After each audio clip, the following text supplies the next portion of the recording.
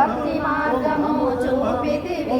జ్ఞాన జ్యోతిని నింపితివి నిత్యాన్నదానేశ్వరిగా కాశీపురమున కొలుముండ ఆది భిక్షువై వచ్చాడు సాక్షాత్ పరమేశ్వరుడు కదంబవన సంచారినిగా కామేశ్వరుని కలద్రముగా కామితార్థ ప్రదాయినిగా కంచి కామాక్షివైనావు శ్రీచక్రరాజ నిలయనిగా శ్రీమద్త్రిపుర సుందరిగా సిరి సంపదలు యువమ్మ శ్రీమహాలక్ష్మిగరాక్షమ్మ మణిదీపమున కొలుగుండి మహాకాళి అవతారములో